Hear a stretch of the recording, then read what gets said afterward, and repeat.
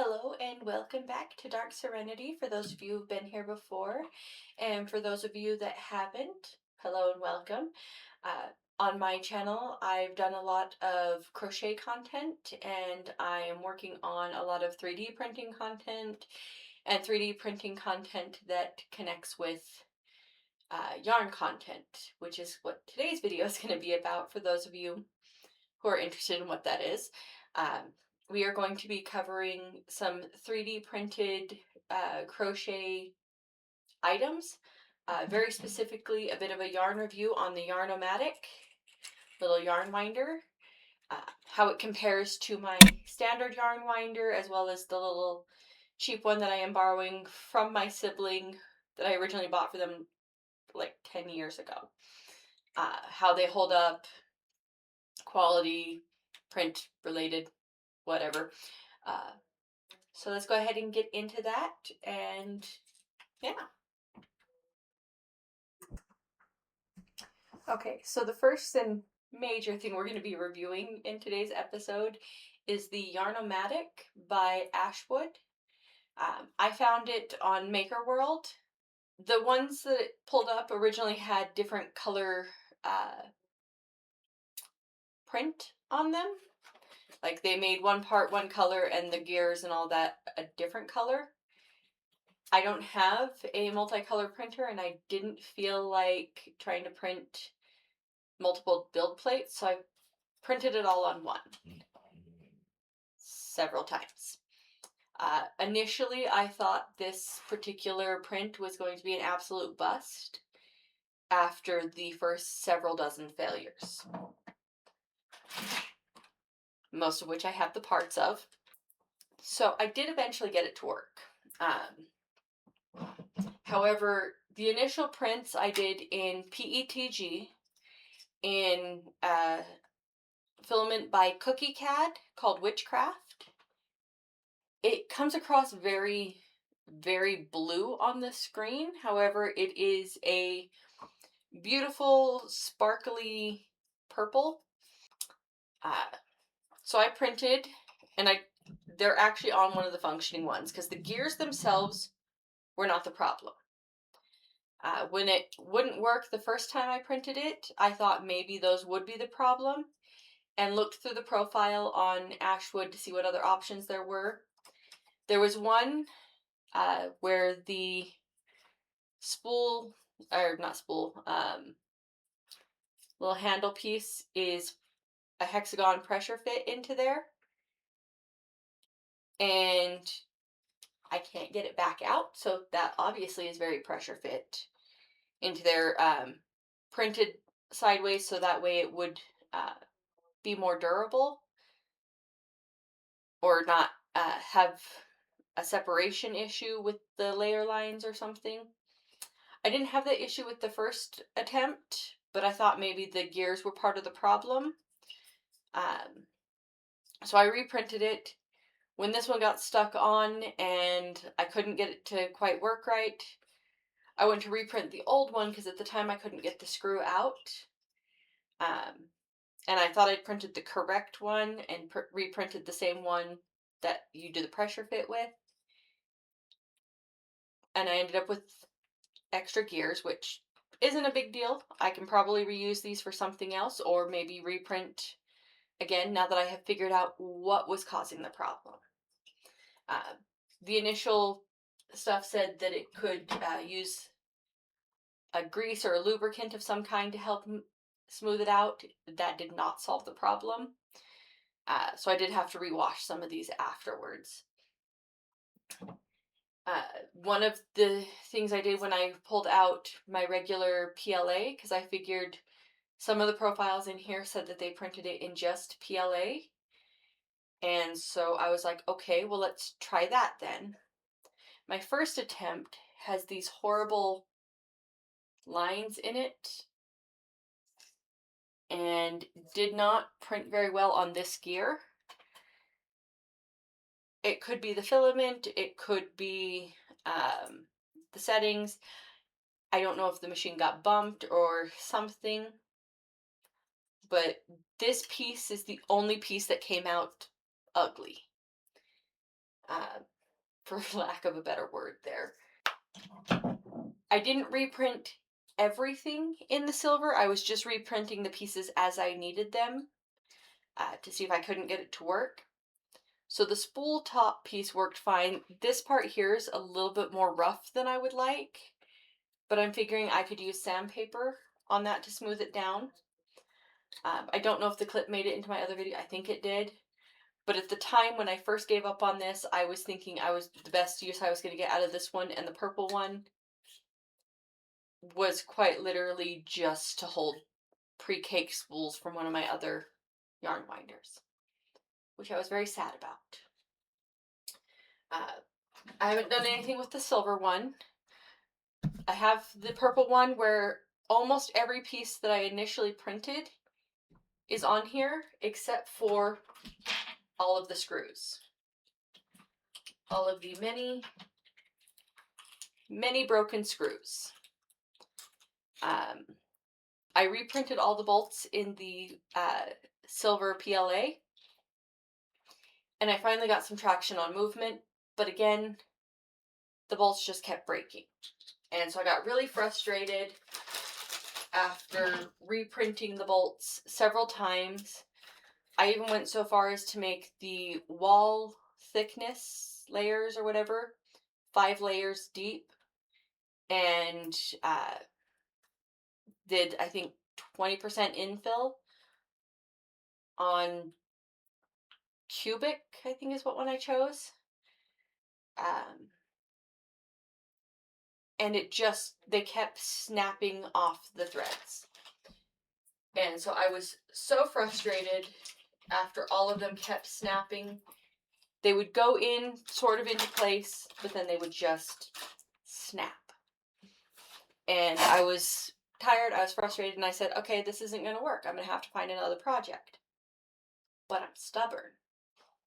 So I didn't find a new project.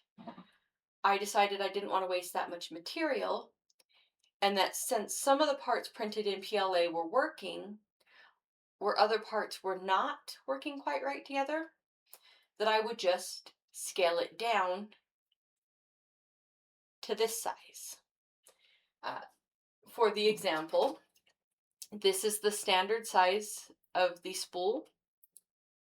This one is the size of a AA battery. And I went ahead and got this one. And first time of putting it together, it almost worked perfectly. There's a small flaw in this little handle piece, which let me know where it was actually having issues at. Because all the pieces fit together nicely, except for there were a few spots that had bumps and ridges, and they weren't quite working so nicely in those bumps and ridges. I couldn't get this spool piece fully on. I did break a piece of it off on accident, and then still managed to sort of get it to fit on here and call it good. Now, testing this one, it probably is only going to be useful for thread. I am going to run it through another test, and I did later scale down and print the thread holder that was designed for the Yarn-O-Matic. It was designed by RubenZM, and there is one of the print profiles on Ashwood's that actually has this in there, but they designed this to go alongside to help hold the thread, which is really needed. I will get that one set up and test that one out again, but it worked out beautifully. No issues, no problems. So I decided to, if that worked, let's scale it up just a little bit. So from this little bitty to this one, which was still smaller than this guy, and this one works just fine. Again, that seam line on all the parts was a little bit rough, which let me know that that was having some trouble allowing the parts to move like they should have. And what I ended up having to do, let me use this guy for an example. I had to take my deburring tool and just like sit there and go inside, or on the inside part here where there is that seam line, and smooth it down. I didn't have my needle files that I now have, uh, which would have helped so I didn't have to use the deburring tool instead. The other thing I found myself having to do is on all of the thread parts where that seam line is, I just had to go through and, you know, shave a little bit off.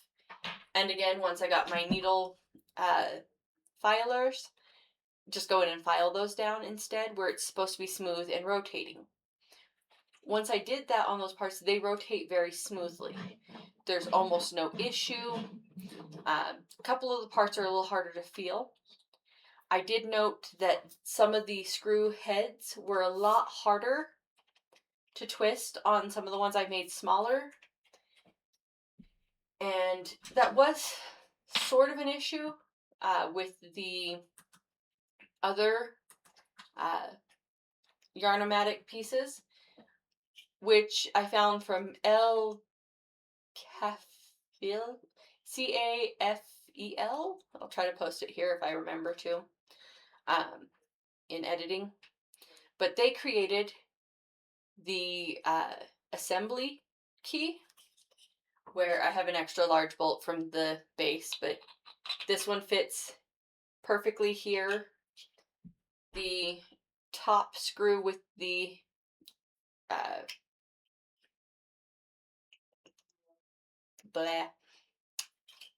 cog on it fits on the one side, and then the flat screw from the front part of it fits neatly on the other and allows you to turn without messing up the flathead screw spot.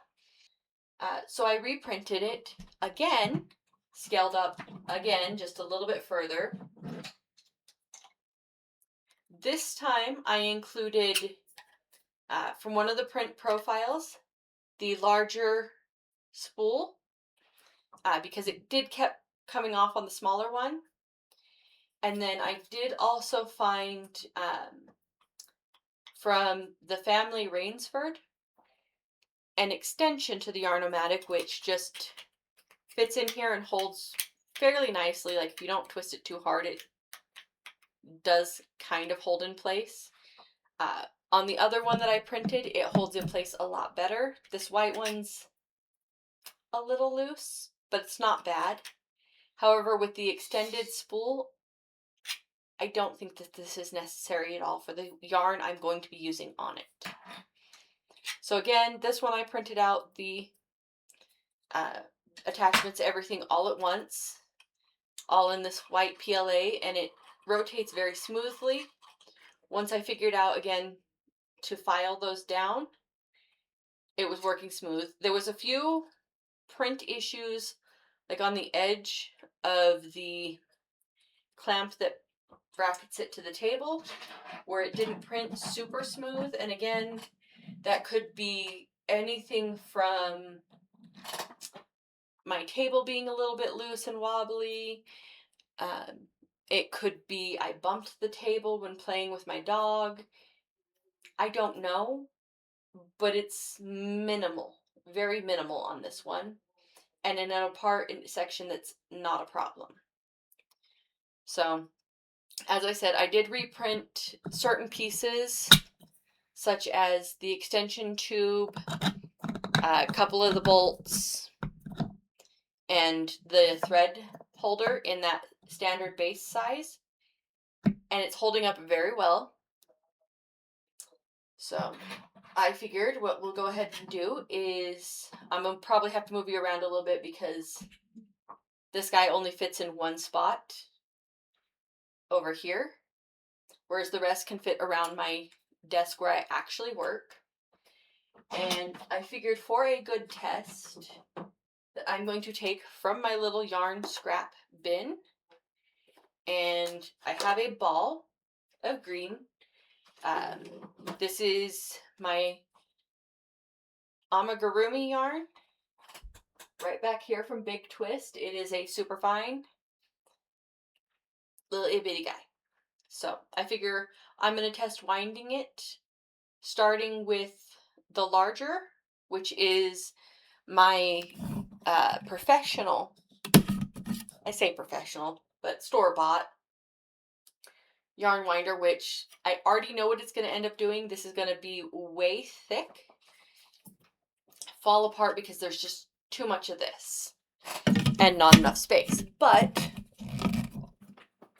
for comparison's sake, I'm going to do it on that one. And then, where did I put it? Ah, there it is. I have the one I'm borrowing from my sibling. Bought this years and years ago. It's got some flaws to it, so I'm not expecting it to be perfect. But this spool holds a lot less. It's a little bit thinner. It's not much thinner. But I figured give it a try on this to see the difference. And then I'm going to work it down through the sizes to see what size is ultimately the best size and winds the best, using the guides and everything available. If there's any notable differences in them, what works better, what works less well, and why. And I'm going to bring you along for that. So hopefully this isn't going to be too long. I'm going to try to figure out how to use time-lapse stuff. Found out where to do that inside of the editing software, so wish me luck on that. But I'm going to go ahead and readjust the camera now and move my microphone so it's not right next to the gears that wind. So hopefully it's not annoying to hear.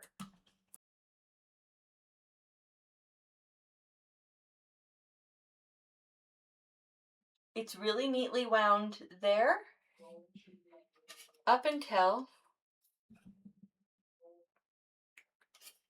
I go to pull it off. Then it just collapses to this mushy ball.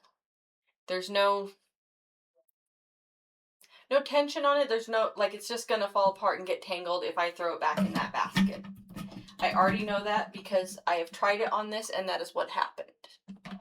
So I'm gonna go ahead and get this next one set up and we'll try it on the next ball winder.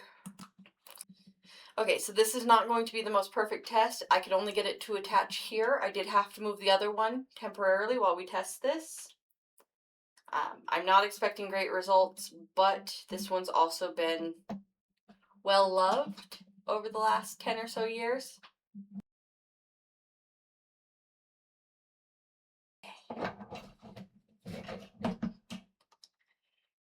So this one, you can see the definition of the winding is a little bit neater while on here.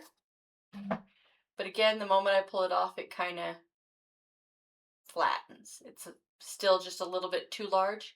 Now, if I was going to be using this relatively soon or trying to put it on a pegboard, I probably wouldn't put it on a pegboard because I just crumpled some of the insides pretty badly there.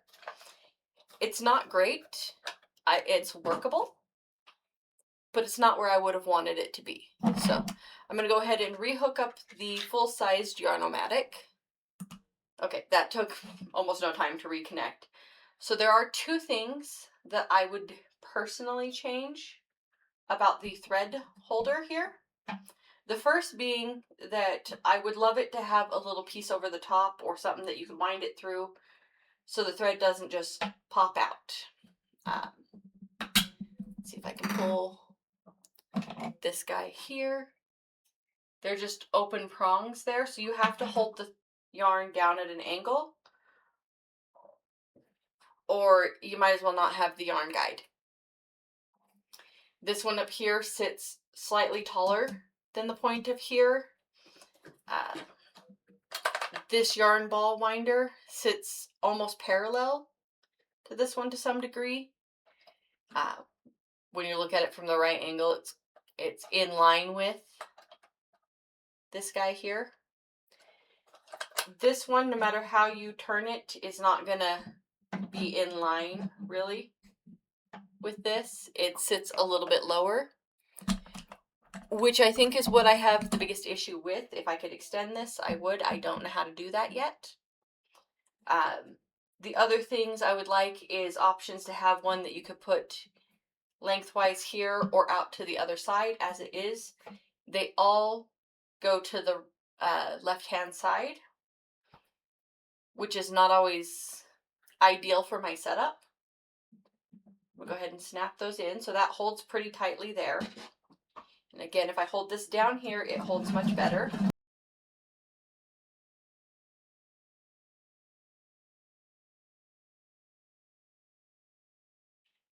Okay, so this one I can't just pull the spool off because it requires a lot more work and I don't want to fight the cogs and all of that are in here.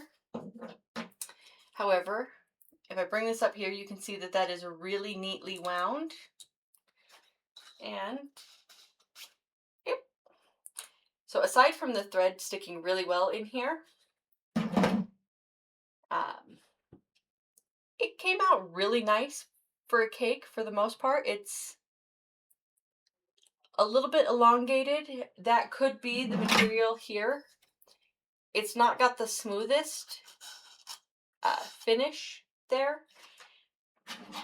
And the sparkliness of the material did not help with that. It allows for a bit of a gritty texture.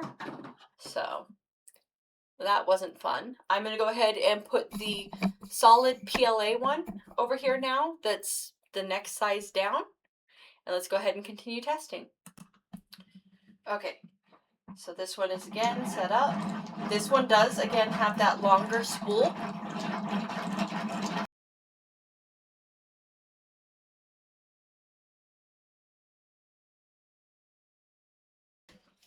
So again, pulling this one up here, still a little bit messy, not bad though. I think that the longer spool did not help me here, and that the shorter spool with the extension where needed might have been a better option in this size. Okay, you don't need to growl. Those are neighbors. You don't need to growl at them. Good boy. So I'm going to try disconnecting this part first, but with that, you see there is a lot of extra yarn because of how it wrapped up there.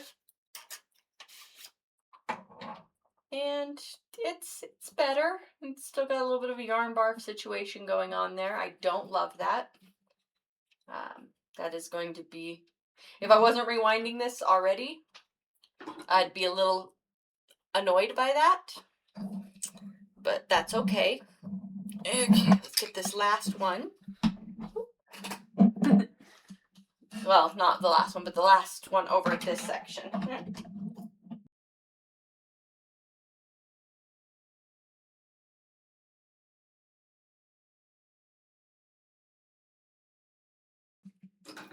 So this one looks a lot more like a lot of my cakes tend to end up coming out looking.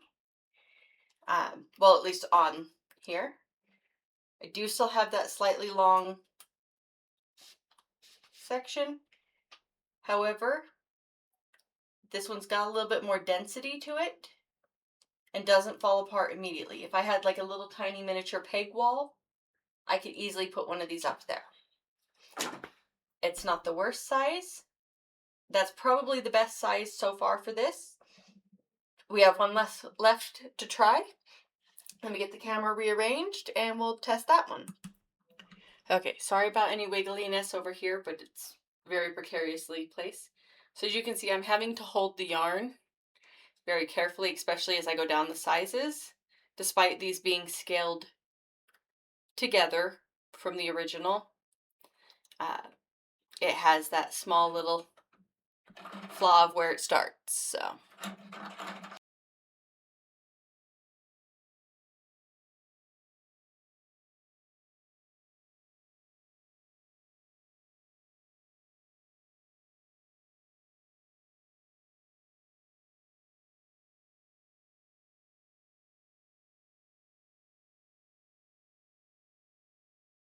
Okay, so we're back over here.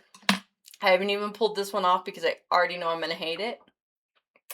But it came out way more cone-shaped. It started off so well that I think, if I'm being honest, size-wise, if I went right between these two, it would be the perfect size for this amount of yarn. But I don't have this amount of yarn regularly. Usually I have enough that would probably fit on here. I've left the clips in You can see where it wound up into the gears, and I had to go really, really slowly for it to wind without catching the thread in the gears. Let's go ahead and see if I can gently pull this guy off. Now it does hold its shape here really well, other than that really tall cone bit, to the point where I don't think even adding the extension on here was really going to help. This base area was just a hair too small. Again, if I went between the two sizes, they would be fine. It's fine. It holds it. And if this was my largest piece of scrap, the AA battery sized one, a little too small, the one slightly larger, it's a good size. Other flaws, because I didn't know that this was having that issue with that seam line, and I couldn't file or fill this smoothly. This whole piece either all turns or none of it turns, and it does not like me that well, which makes it really difficult to turn and really kind of slow and wobbly. I noticed the smaller I went, the more wobbly these got and a little bit stickier on the gears. Again, I think if I were to use a little bit of the lube on this one, it would be just fine. But bearing putting any grease on here, which I really didn't want to do because of the yarn feature of it, that, like I said, would probably be best for more of a thread. If I'm trying to wind a bobbin to do specific like micro crochet with, that I think would be perfect. It's the right size. It'd handle just that small amount that I need. This size would be perfect for most of the yarn I typically tend to like to work with, because I do like the thinner weights. Even in my velvets, I have the skinny Chanel, as that's what I preference working with. Going up from there in size, this one wasn't bad, but I think this would be more if I had a chunkier yarn, a standard acrylic yarn like Red Heart, or I was trying to do a larger amount of yarn. Because of the longer spool, there's also a bit of looseness in the thread tightening here, and I don't have a screwdriver long enough to go in there and hold that. So that could be a small factor, but otherwise it wasn't bad. The standard size was not great for the scraps, which is what I wanted it for. At the same time, it's 1,000 times better than the one that I printed for my big ball holder, as this is just too thin and it bulges and makes a mess everywhere. Did not like this. I love that this part fit. Way too skinny. Maybe okay with thread, but maybe not. Depends on how much I'm trying to wind. It did not work for me. I could not get it to work for me. Despite the fact that I could get it to wind, it just wasn't working well. So I'm going to go ahead and cut away and hand wash. No, I'm not going to cut away. I'm going to go ahead and put this on my hands. Use a marker to just wind this by hand, which is what I normally do, and show you what that looks like, because I do tend to like the way it looks a little bit better.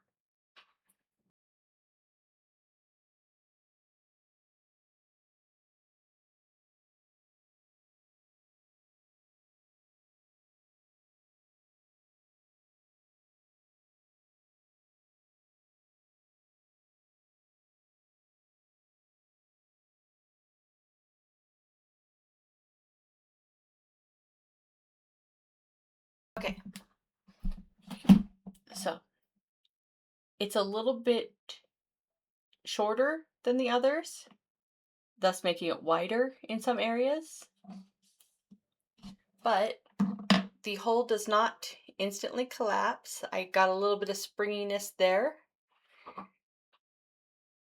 It's much more dense, probably not the best for long-term storage, as I'm sure that that's probably not the best for the fibers. But if I wanted to do like a decorative thing where I put these up on the wall,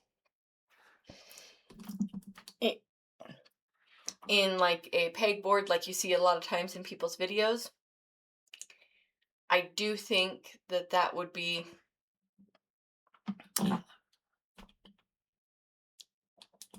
okay, that's back where I usually like it. But I do think that I would need this tight, if not a little bit better wound. Maybe if I got more practice with this guy, I could get it to come out neater. Maybe the thread tensioning thing would be a bit better, could help with it. But these guys work really well. I tend to use my little small scraps like that. I like to keep them balled up. I'm not an expert with like a Nosta pin because I don't own one. I usually just use either a marker or a mechanical pencil or something.